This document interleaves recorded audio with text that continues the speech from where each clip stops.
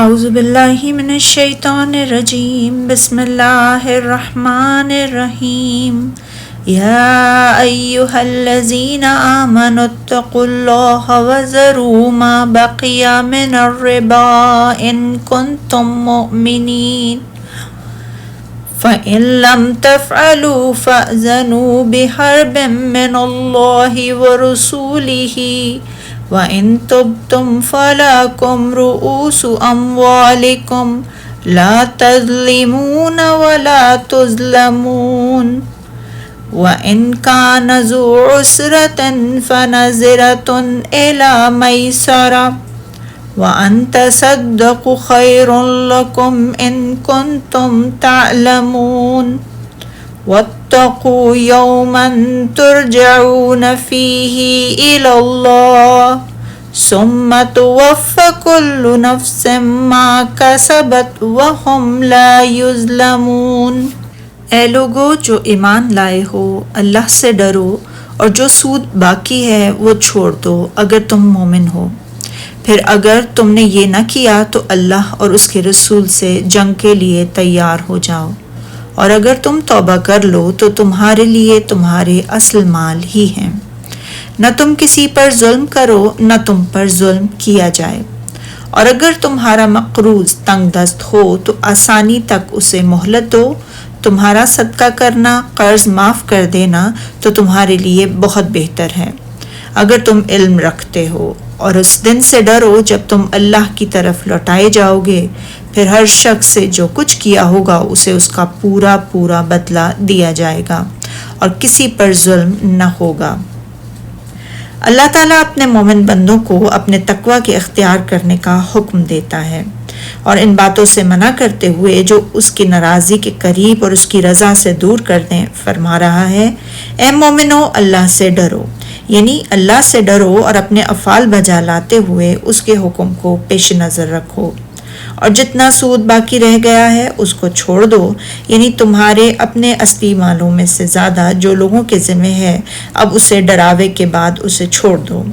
اگر تم ایمان رکھتے ہو، یعنی اس پر جو اللہ تعالیٰ نے تمہارے لیے بیع کو حلال اور سود کو حرام قرار دے دیا ہے۔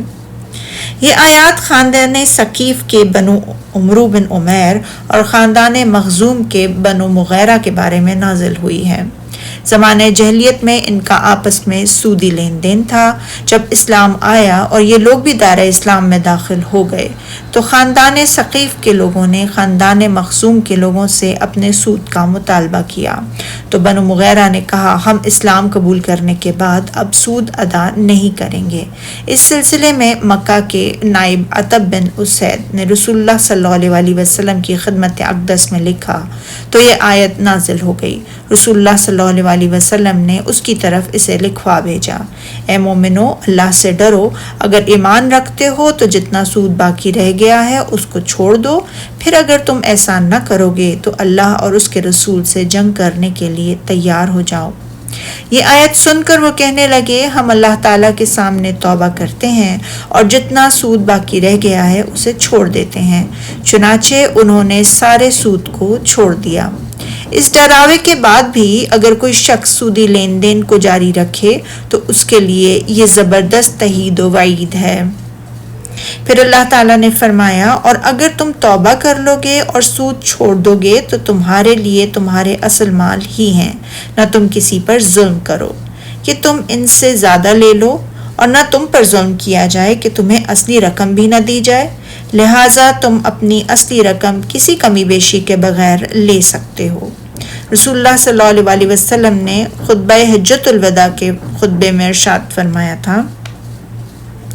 خبردار آگاہ ہو جاؤ کہ زمانہ جہلیت کا سارا سود تمہیں معاف کر دیا گیا ہے، اب تمہیں کسی کمی بیشی کے بغیر صرف اپنی اصلی رقم ملے گی۔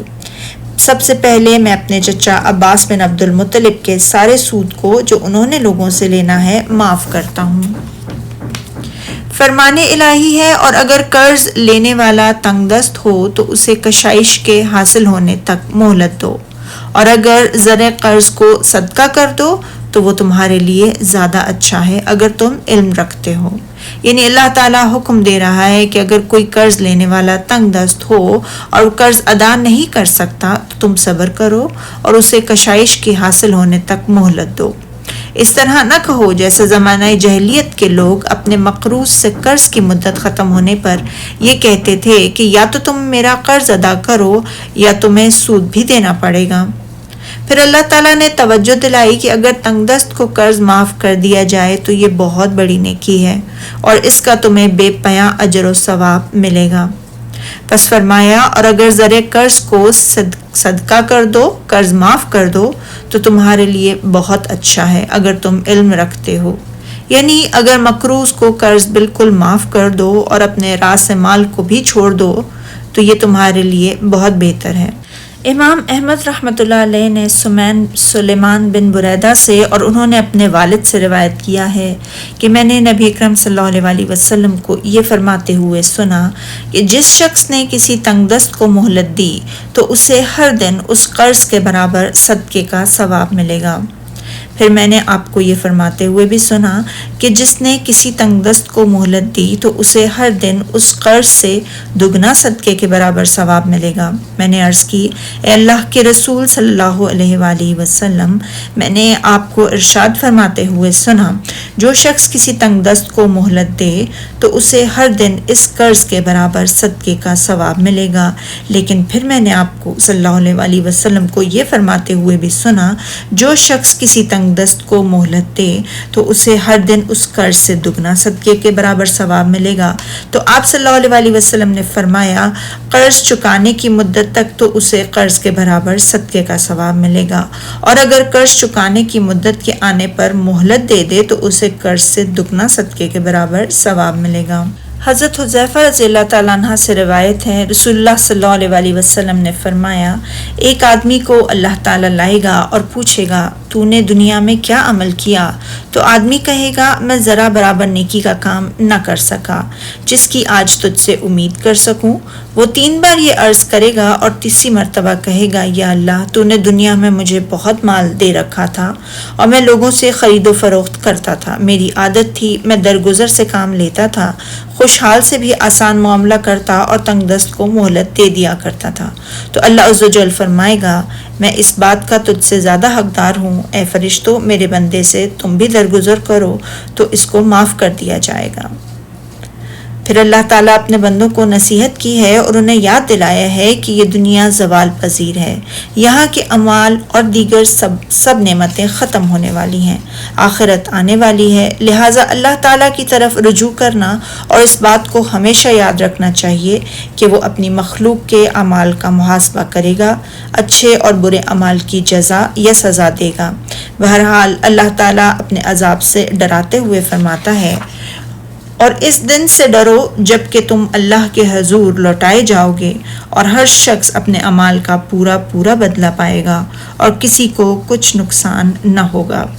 روایت کیا گیا ہے کہ قرآن عظیم کی یہ وہ آیت ہے جو سب سے آخر میں نازل ہوئی۔ امام نسائی نے حضرت عبداللہ بن عباس رضی اللہ تعالیٰ عنہ سے روایت کیا ہے کہ انہوں نے اس آیت کے بارے میں فرمایا یہ قرآن مجید کی سب سے آخر میں نازل ہونے والی آیت ہے۔ سبحانک اللہم و بحمدک اشہد ان لا الہ الا انت استغفرک و اتوب الیک۔